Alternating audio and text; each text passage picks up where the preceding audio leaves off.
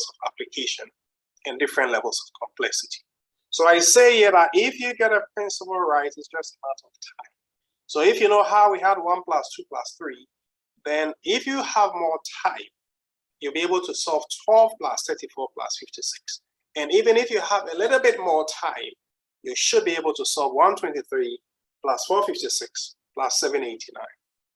So just be patient. Some of the things I will speak sometimes may just be a little bit above you, but it's just a matter of time, and you are going to see how this applies to your field. So I think enough of the introduction, and I'll start with the very first slide, the very first functional slide. I will start by first explaining exactly what leadership is, so that we get on the same page. So the very first question all of us need to answer is, what is leadership? And I'm going to share with you the views of some experts in the field of leadership. And these guys are coming from different fields. So let's start with Bill Gates. Everybody knows Bill Gates, founder of Microsoft. Billionaire. I think it's worth about 136 billion United States dollars. That's a lot of money. So if this guy speaks, we have to listen. So this is what Gates says about leadership. According to Bill Gates, this is what he says. He says that as we look ahead into the next century, he said this in the 20th century. So as we look ahead into the next century, leaders will be those who empower others. So if you have some notes, the operative phrase is empowering others. So Gates says that leadership is about empowering others. So let's see the next person is Warren Bennis, and a lot of you who read about leadership should know about Bennis.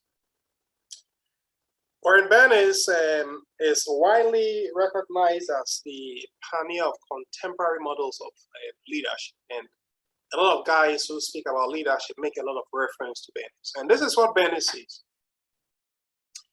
leadership is the capacity to translate vision into reality. So I want you to note the phrase translating vision into reality. So this is what an expert, largely in a technocrat, this is what he said.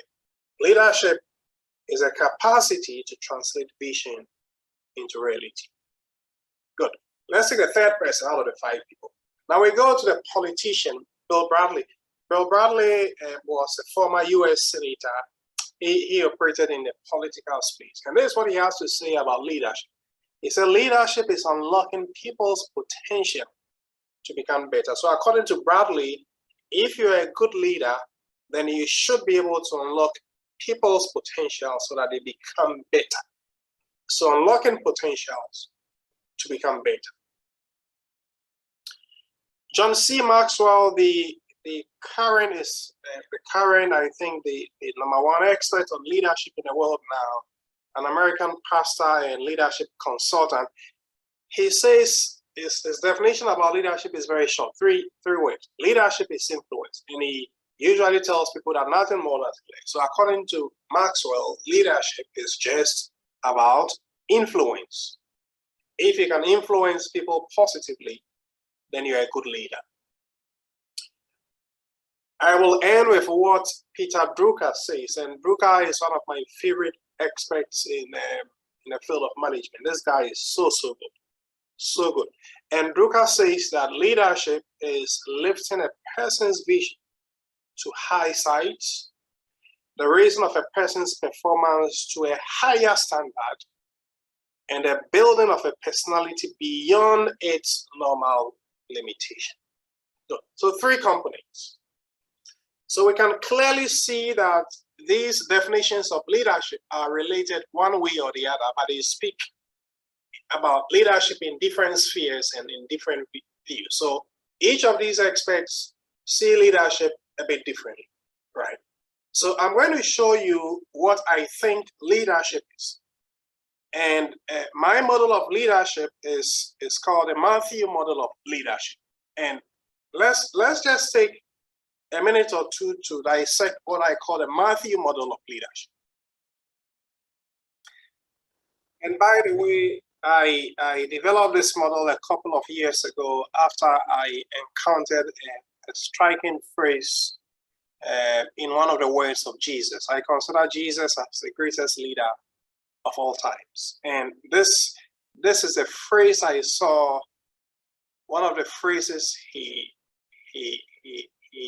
mentioned, or he made reference to, and actually he mentioned this phrase somewhere in the book of Matthew. Matthew is found somewhere in the Bible, right? So when you go to the Bible and you search for Matthew 4 verse 19, you see a very striking phrase. And in my opinion, this phrase really encompasses everything about leadership.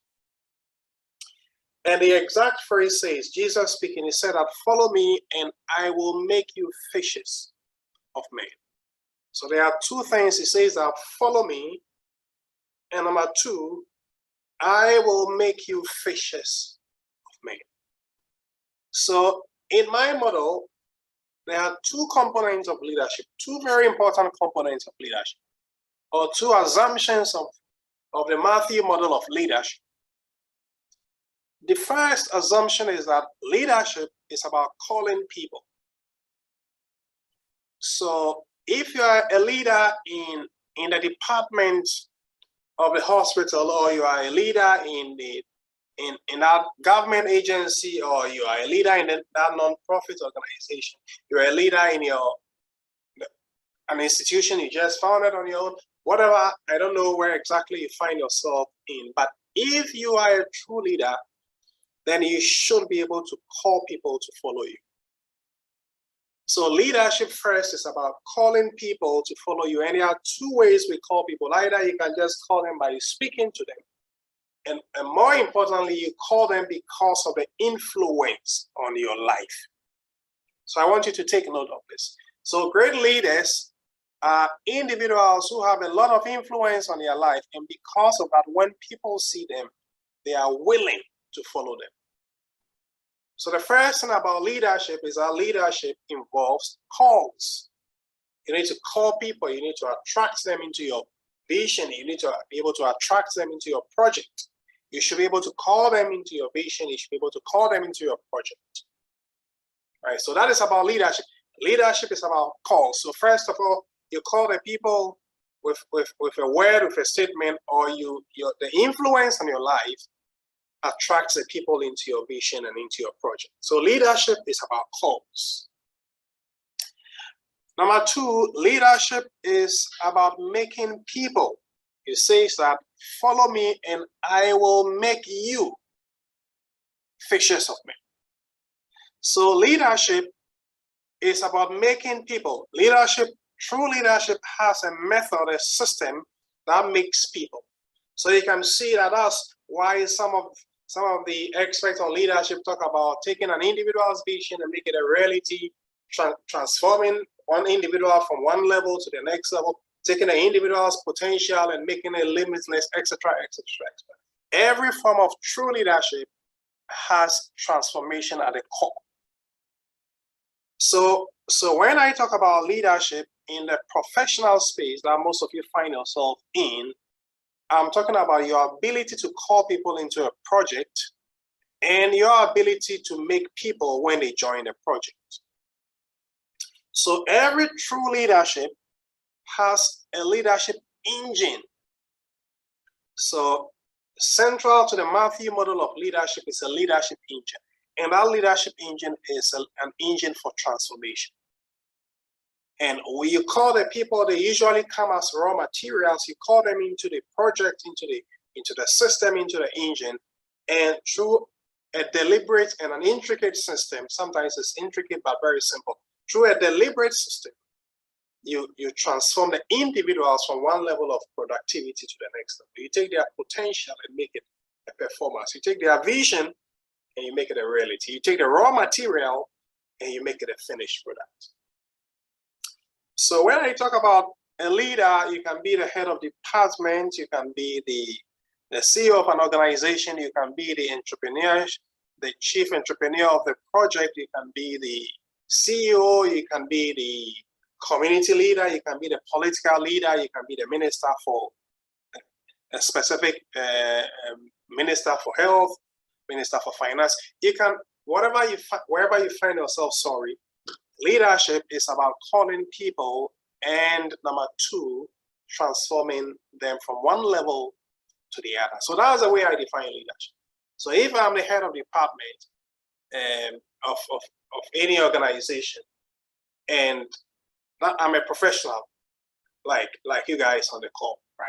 So the first thing is that as a true leader, I should be able to handle the resources of the organization. And the resources of the organization are the raw materials, and the most important raw material is the people. So I should be able to call them into a project I have. True leaders have visions for the organizations. And when they get into the project, I should be able to have a system that builds them up first to support the project. And as they support the project, they are also transformed. So that is, in my view, that's all about leadership. Okay, good. So that's the Matthew model of leadership. So in the Matthew model of leadership, when I talk about high-performing leadership or high-performance leadership, then on the level of following, I mean true leaders or high-performing leaders in the professional circles have high acceptance and retention rate. So if you have a true leader in a certain field and calls individuals to join a vision or the project, when he calls people, because of the influence he exerts in the organization or because of the influence he has in the institution, a lot of individuals are willing to follow the call of this individual. That is acceptance. And when they join a project, a lot of them are eager to stay within a project until there is completion. So they continue to have a relationship with the leader. And here I'm not talking about dependence. I'm talking about leadership. When you have a true leader, when you encounter a true leader, even after the vision is completed, even after the project is over, you still look up to this individual for leadership. And the reason is that from time to time, this individual moves from one level of leadership to the other, one level of influence to the other, one level of competence to the other. And you always see this individual as someone you can consult in the future. So if you are a high-performing leader in your field, one, your acceptance rate and your retention rate will be high. And number two is about the second component of the Matthew model, which is making people. If you are a true leader and your system is working, then there is enhanced efficiency of the leadership engine. When people enter as X, they leave as Y. So you can have a leadership system where individuals who enter with just probably a junior high school certificate or something, and over a period of, let's say, 15 years, you have individuals finishing their university, finishing their masters. Some of them can even go on to do a PhD if they want to pursue an academic track. Some of them can become professors of the universities. You can have somebody who is a janitor today and in the next 15 years is a president of a university. You can have somebody enter the organization at a very basic level.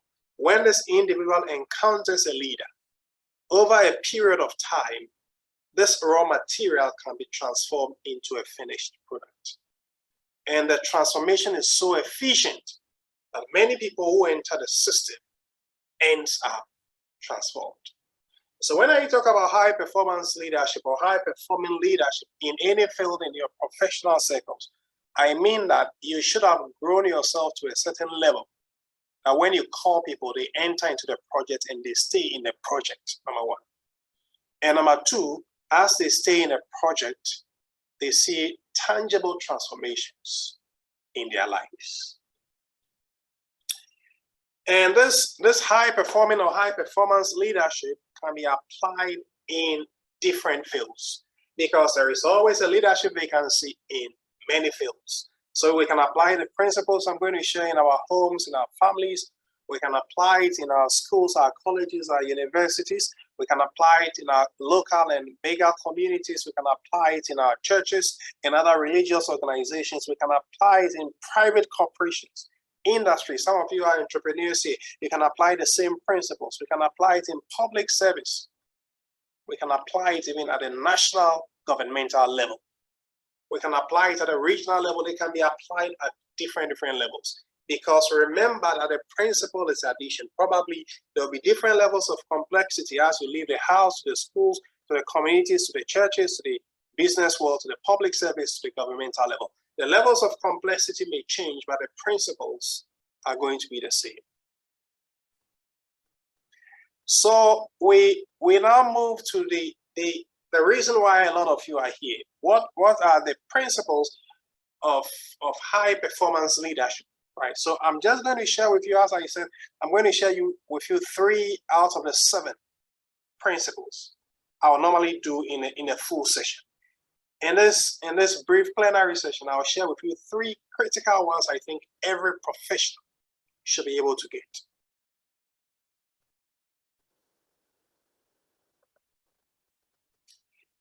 So the very first principle I want to share with all of us is that high-performing leaders commit to a definite project or a definite cause. And under this, there are 5 laws I typically teach if I have the whole day to do this presentation. I'll probably just run through the 5. So the first one is the law of the path least traveled. For most of us who enter into leadership at a basic level, and it can even be people who enter into leadership at an advanced level, your performance is tied to your commitment to a definite cause. And usually you make a lot of progress and a lot of impact when you tackle something which hasn't been tackled. So for example, you can be an intern or a house officer or a junior medical officer in the hospital. And you just go around, and one of the things you can see which is not tackled in a hospital is that, for example, the consulting rooms don't work. There's a lot of chaos in the consulting areas. The queues are very long. Everything is chaotic. And you can decide that your first rule in this hospital is to make sure that there is order and progress in this consulting rooms. So it's an area probably which is not being tackled. You may be working in a government or a department of state, and you realize that the waiting times for a given service is too high, and you are pushed there. And by the way, when I talk about leadership, I'm not just talking about positional leadership. I'm talking about functional leadership. So you are a professional, and you are building your influence as a leader, right? So you may not have a title or a position or an office, but you are building your influence, and in building your influence, you call people to follow you into the project, and you make that project a reality, as we said earlier. So you can do something, you can identify that thing and fix it. You may be a young pastor in your church, or even just a church worker or somebody who was assigned. You just join the church and you even want to help with something, and you realize that probably there is an unattended or a low-performing department in the church. Let's say the children's department is not working, or the ushering is chaotic or something. You can just identify something which is not being worked on currently. You can be a member of parliament, and probably there is one tiny area in your jurisdiction with very limited resources, or nothing is working for them, or even there is one recurrent problem in the area you govern, and nothing has been there for years. It is a path least traveled. So what I'm saying is that leaders should be committed to a definite cause. I am not saying you should not multitask. You can do so many things in your tenure as a leader, functional or positional. But you get a lot of efficiency if you can identify something definite, usually something which is not focused on the path least traveled. You take it and you solve it. And there are two advantages there, because the path least traveled has less people on the path and there's less resistance, usually. And number two, your performance as a leader will be noticed and will be valued more if you take on a project which has not been taken on by any other person. I'm not saying that anytime a new leader comes, in many organizations, for example, there is a blueprint and leaders are there to follow the blueprint, right? So you can't just operate outside the blueprint of the organization. What I'm saying that within the corporate vision of the organization, within the blueprint, the reason why you are assigned a leader is that there is a problem in the field. So you identify something which is highly problematic, which is least traveled, and you focus and you solve it. So in many places where I've worked, I've used this path. And Reverend Professor Hesse is here. For example, in the University of Ghana Medical School, he started a project which is a lung function testing project. At a stage, became overly busy with so many high appointments and the rest. When I joined the University of Ghana Medical School, one of the things I decided to do is that I can grow my leadership, taking people, calling people to follow me, building their capacity, implementing a project. I just saw that if I can take the lung function testing program, then I can be of value to the institution. And I took it, and the rest they say is history, right? So what I'm saying is that you can always identify an area which has less resistance, and that area is usually the path least traveled. Number two, I think we have very limited time. The law of small beginnings. You should be able to respect small beginnings. When you start a leadership project, usually the project will be small. It's just a matter of time. You just have to be patient. You just have to take it one day at a time. Very often you can put in a lot of energy, time, and resources, and there'll be very little to show for all the things you are doing at the early stages. It's called the law of small beginnings. Just be patient. Anytime you commit to a definite cause, sometimes things may not go as fast as you can, especially if you are traveling on a path least traveled, right? I said there is less resistance. When I say there is less resistance, it means less resistance in terms of your leadership relevance and your leadership function. But sometimes you have a lot of bottlenecks to face. You have a lot of oppositions to deal with. There are a lot of problems to solve, blah, blah, blah. You may need to start very little, and you have to take it one day at a time. So as a professional, when you set out to be a leader in your field, just remember that when you commit to a project, the beginning may be small.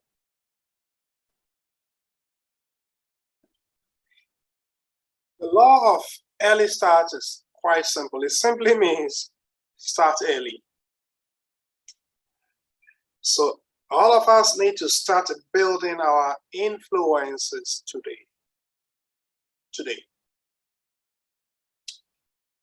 There will be opportunities. There are opportunities will come for you to advance your project or your course.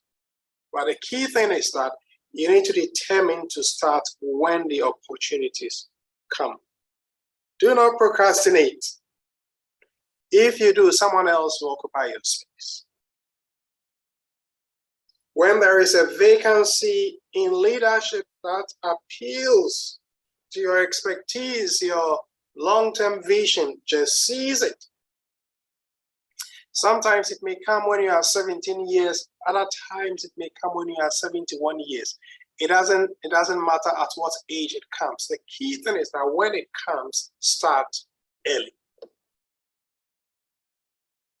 So I have a lot of interest, and I've played a lot of roles in leadership in the educational field. And my moment came in my early 20s when I had the opportunity to head a major pre-university. I didn't establish the pre-university. It was established by this guy who had the opportunity to leave Ghana to North America, Canada specifically. And he called me, he said, Charles, can you handle this organization? And by the way, there were individuals about twice my age in the organization, teachers, administrative staff, etc. But this guy called me to handle it. And that was my first major educational leadership experience. And I took it and I started early. And once again, they say the rest is history. So because of time, I'm not going to go to the law of opposites, but high-performing leaders usually do the contrary. They go against the wind, sometimes, not always. Right. But a recap here is that in any formalized field, there are always areas where expertise, especially leadership expertise, is required. So those of you who operate in academia, you know there are some fields where there is a depth in the literature. We don't have a lot of information about. Why don't you take it and become a leader in the field if it appeals to your expertise? You can mobilize a team, call people to follow you, establish research teams, build capacity, churn out information, and change the field forever. It can be in a specialized field within a profession. It can be law. There may be specific specialty areas in law which are virgin in Ghana. Why don't you go there and become the leader in the field? The path least traveled. Everybody wants to do internal medicine. Everyone wants to do obstetrics. Everybody wants to do gynecology. Everybody wants to do anesthesia. Everybody wants to do cardiology. But maybe there is a field in medicine that appeals to your competence, that you can easily become a leader in that field. The law of the path least traveled says that pick that field. And when you pick that field, then you start creating your influence in that field. There is no point becoming the next Mensa because nobody will remember you. There is no point becoming the next Kofi Annan. Nobody will remember you. There is no point becoming the next Sam Jonah or the next Abedi Pele or the next Adukwe Hesi or the next Charles Ajiman, the next Albert Amwa. Any of these big guys operating in the big fields, the next Okujeto, Sam Okujeto, there is no point becoming the next Hayfron-Benjamin. You have to identify the path least traveled, then be willing and patient to start small. Then when the opportunities come, pick it and start early and commit to the cause. Don't jump from one project to the next project. I'm not saying that you should be stuck to a project that is not working fine. When you think at a stage, when you think a project is not your project, you can quit. But what I'm saying is I don't do too many projects at a given time. Usually you will not become the leader. You will not become the expert. Just focus your time, energy, and all your resources on a path least traveled or a path that appeals best to your competences and your interest, and the rest will become history. So that is the first point. And before we move to the second point, there is what I call a leadership satisfaction test. Am I on the right track? Usually you can check your blood pressure on and off the project. If there is a big disparity on and off the project, then probably the project is not your project. There are some people whose blood pressure increase substantially when they jump onto the project they are leading. That is not their field. What are your energy levels? Are you enthusiastic about the cause? If you are not enthusiastic, chances are high you are not on the right leadership track. Are you able to brag about the project and the people? Wow, I'm able to brag about myself being a teacher, myself being a leader in the field of education, in the field of health. I'm so excited. I brag about my people, my clients. I brag about my team. I love my field. If you cannot brag about your field and your people, your followers and what you are doing to turn your followers into extraordinary humans, then probably it's not your field. I'm able to brag about Achievers Tribe and all the things we are doing to change the destiny of young people in this nation. I brag about it. I love Achievers Tribe. Inner freedom, maybe we'll discuss that one later, but appreciation from the people. If you are in the right field, you may have some enemies, but a lot of people are going to appreciate the work you do in the field. So I think we can pause for a while there and just now embrace the second principle. That is a principle of growth. The second principle for high performance leadership is that the leader must grow.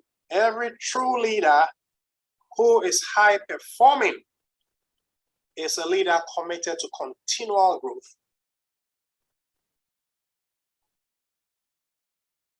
If you will be a high performing leader in your field, you need to grow in two basic ways. And I've captured them here, two kinds of leadership growth: mental growth versus moral growth, competence versus character. There are some other classifications, there are some other areas of growth, physical growth, spiritual growth. That is not the focus of the presentation. In this presentation, I'll just focus on two areas professionals need to grow for them to become leaders in their field. And the first one is the competence-based growth, which is largely a form of mental growth, but I call it professional growth. So you should grow in competence.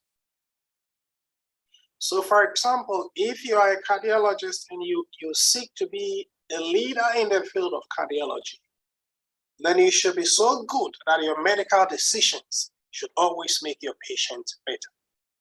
You don't take decisions that just kills people and you think your profession, the people who are following you are going to respect you. They are not going to respect you. Over a period of time, they are just going to leave you because they will not see that kind of competence in the things you do.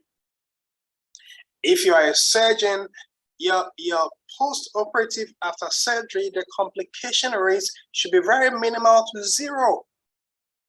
You shouldn't be leaving scissors in the abdomen of patients. That is not competence. You shouldn't be doing wrong procedures. If you're a lawyer and every time you're embarrassed in court, nobody's going to follow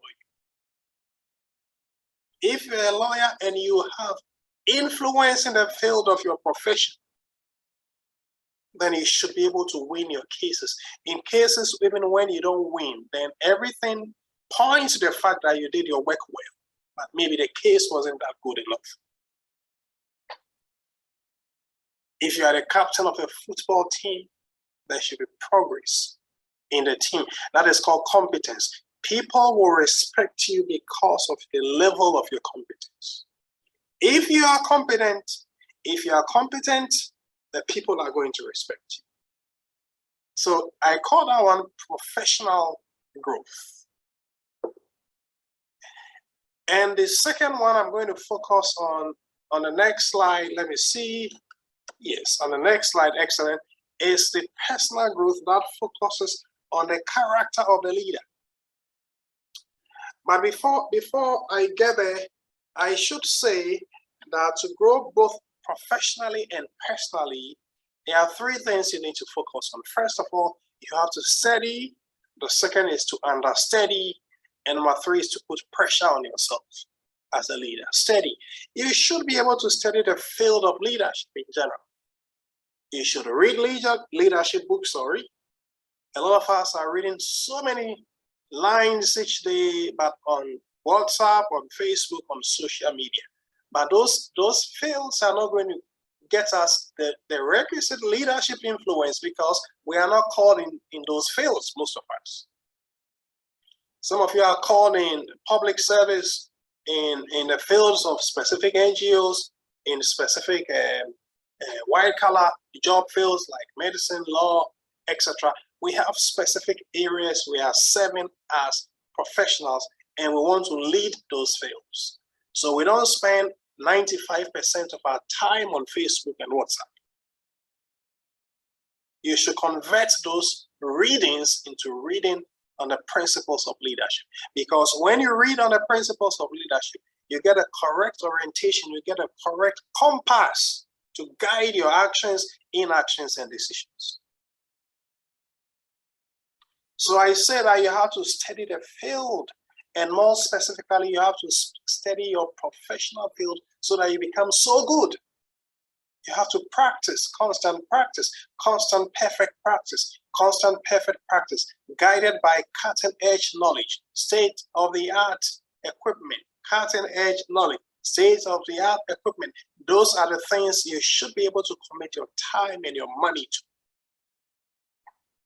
You can be a professional and you need something to make you a better individual in your field. And for example, your work is unable, especially it's very common in our part of the world, the company you are working for may not be able to supply all those things to you, but sometimes you have to take interest in your own professional development. So instead of buying a very expensive phone, you can shun some of the resources to get the equipment you need. I won't expect the hospital to buy me the most efficient stethoscope. They may not. But if I care about my professional development, then I will channel some of my funds to get those things. I hope you are getting what I'm saying. Yes. So the first thing is that you need to study the general field of leadership. And number two, you have to study your specific field, because it is competence in that specific field that makes you a good leader. The second point is to understudy trusted leaders. There are people who have gone ahead of us. You can trust them because of their track record. And most often, all of us have different people we admire. And we admire them for different kinds of reasons, right? But if you admire somebody and you believe in their leadership expertise, then you should be able to understudy them. Fortunately, some of them might have written biographies, autobiographies. We have some with biographies focusing on them, etc. We can just read about those things. And if you have the opportunity to have a one-on-one relationship with them, study what they do.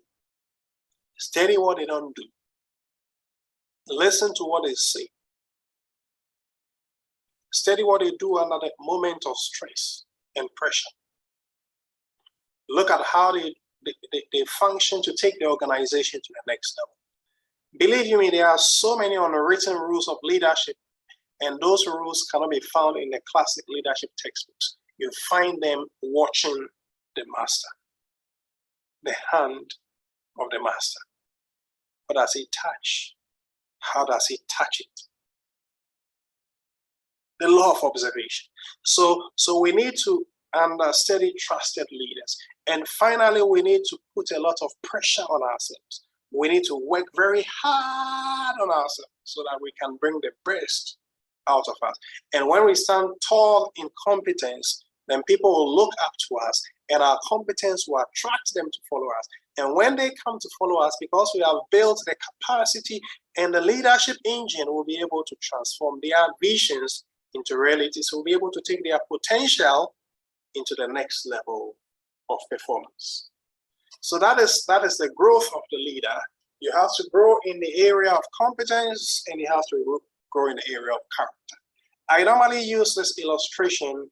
I call it a 1923 Chicago case study. So in 1923, in a certain hotel in Chicago, the United States, we have the richest of the rich in the whole world. And by the way, you find this in many textbooks on success and leadership, talking about the role of character.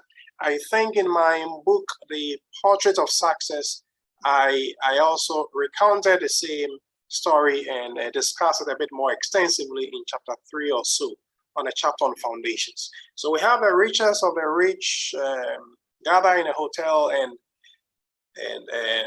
they gather to want to familiarize, to share ideas, to strategize, to network, etc. But that is not the story. The story is to look at their profile and to look at what happened to them over a period of time. Just to tell you that wealth and competence is not everything.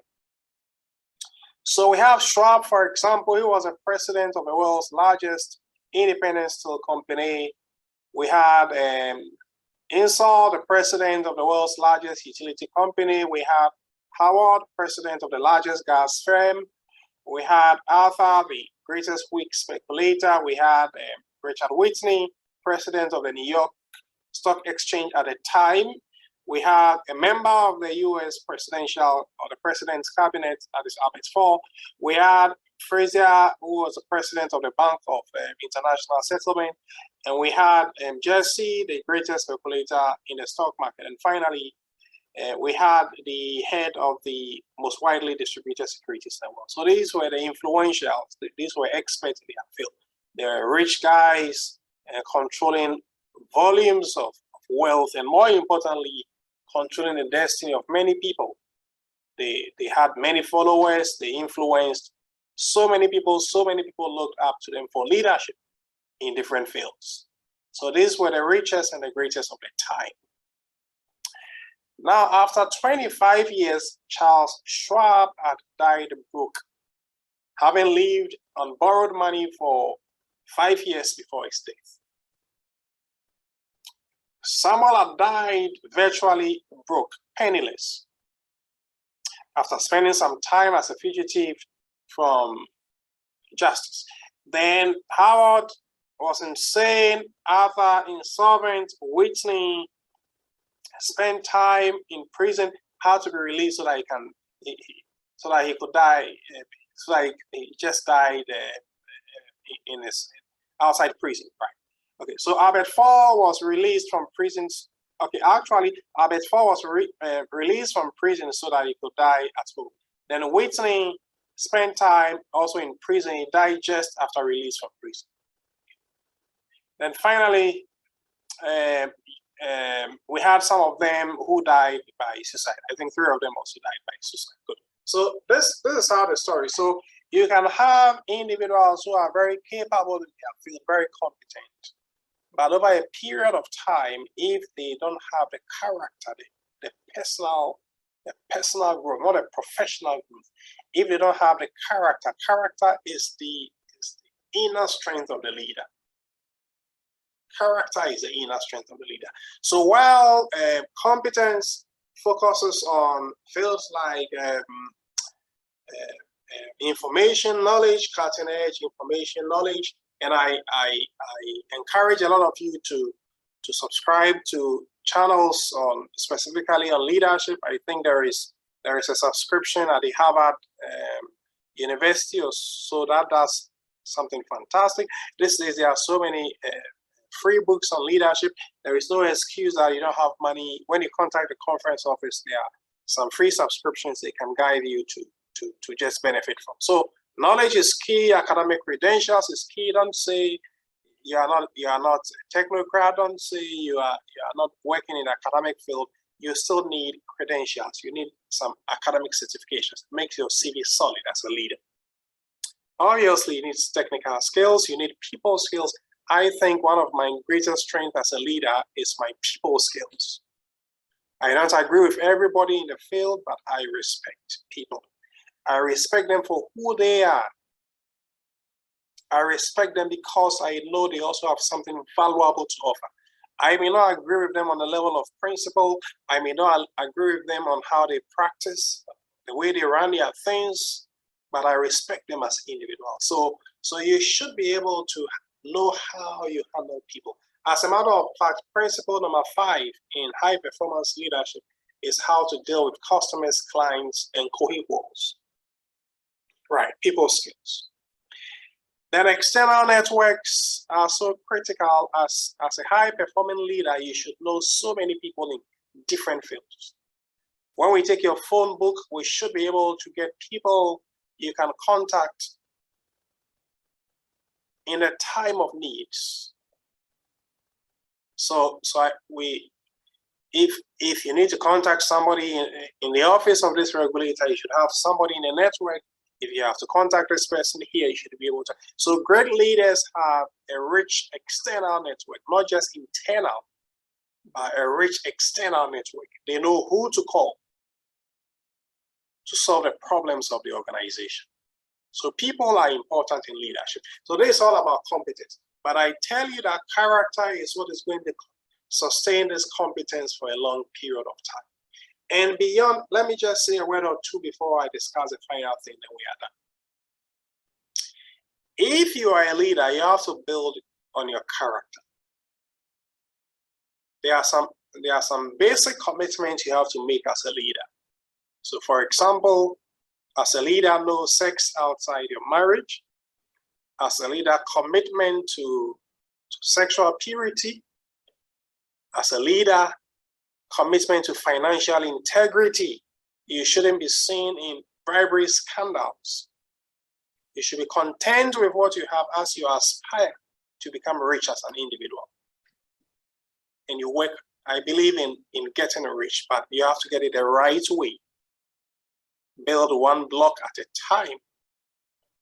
Over time, it will multiply, but don't get rich quickly, such that you reach all the principles of finance. It's going to get back at you. You should be able to commit to basic principles of fairness, principles of treating people fairly. You should commit to these principles because they show that you are a person of character, a leader of character. Then there is another aspect of leadership character. I'll not go too much into details, but that is the consistency of the leader. A leader does not say X today and say Y tomorrow when it suits or it favors him. So that is just by the way about character. Perfect.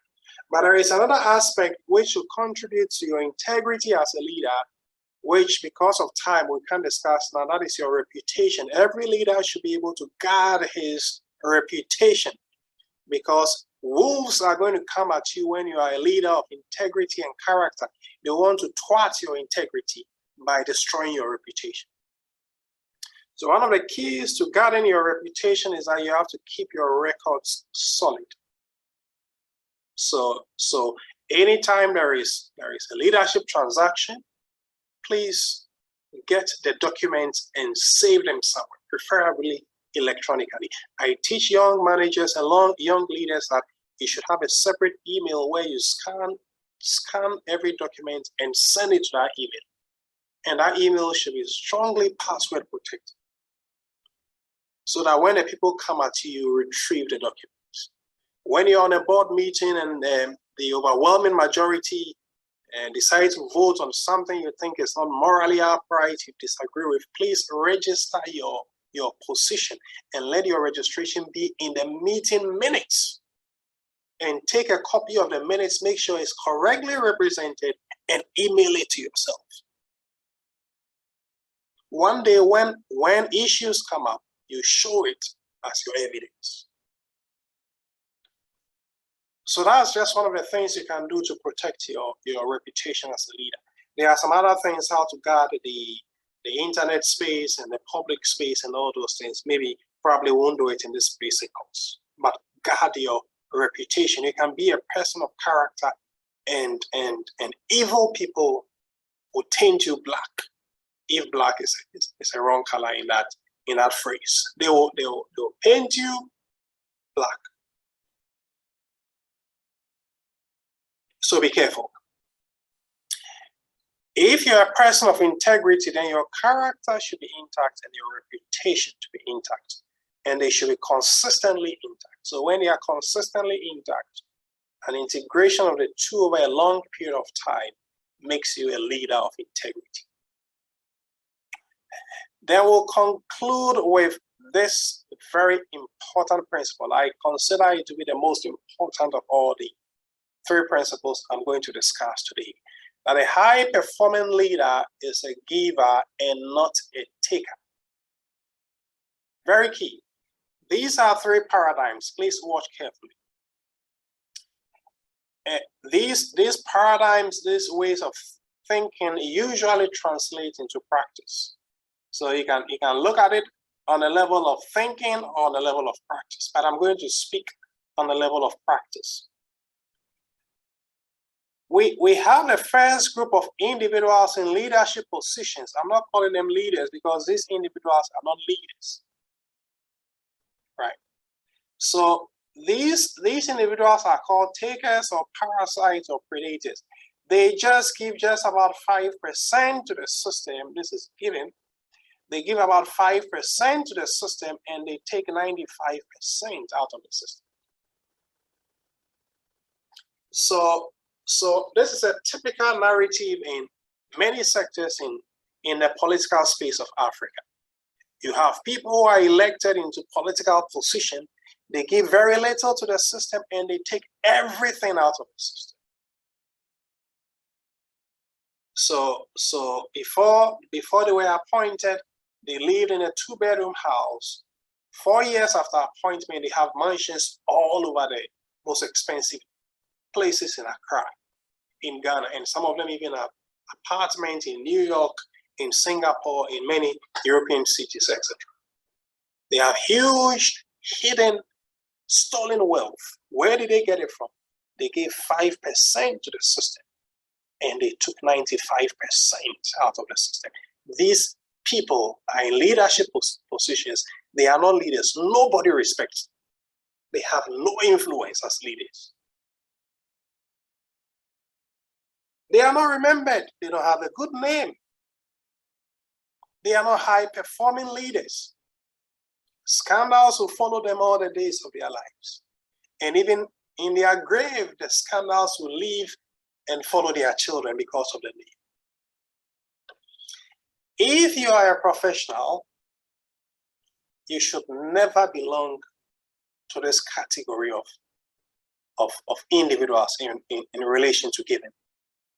Right. And by the way, when we talk about giving, we are not talking about financial giving. It's very obvious. It's what you give to the system you are operating. So if they appoint me as the head of department of a state institution or something, I should not be given 5% to the institution and taking 95% out of the institution. That is wrong. Nobody will respect me. Nobody will respect me. The second category are the break-even individuals. I will classify them as leaders. They give exactly what they expect to take. So they give 50% and they take 50%. So these are that they can be professionals who, for example, you can have a doctor who says, okay, they pay me for working for X number of hours a week. I'm going to do exactly X number of hours a week. I wouldn't stress myself. I wouldn't go the extra mile. I wouldn't do things I'm not paid for. I'm just going to work for what I'm paid for. Perfect. No problem. No problem. I don't have a basic problem with them, but I have an intellectual problem with them because their net contribution to the system is zero. Because if they give you 50% and you offer 50%, your net contribution to organizational growth is 50 minus 50, which is zero. Which means your presence in the institution doesn't add anything to the institution. Whatever work you think you are doing to contribute to the system could have been replaced if the money they are using to pay you, if the resources they are spending on you those resources were invested into the organization in different ways. So you may be a leader who is just keeping the status quo as it is. So that is it. That's the second level that people operate in when it comes to giving.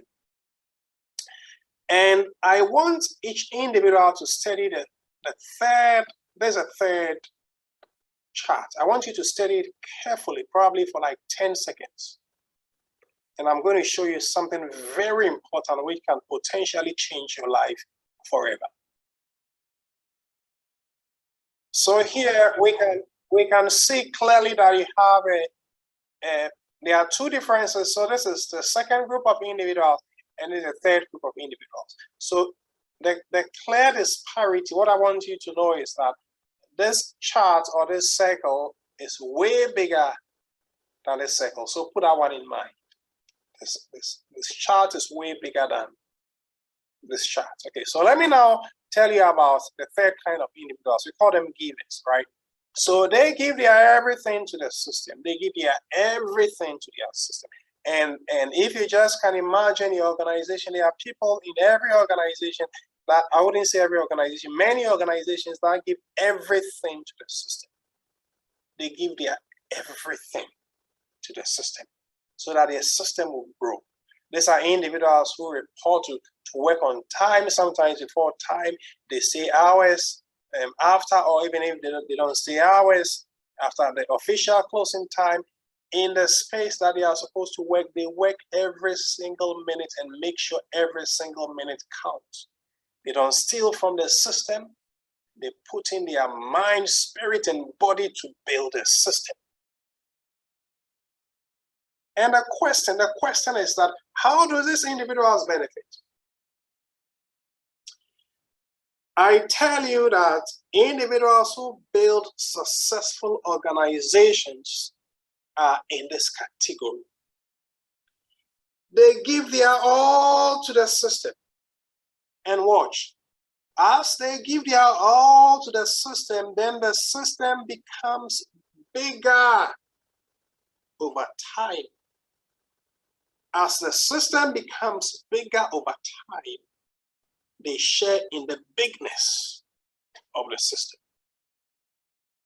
So imagine, just imagine another sphere here.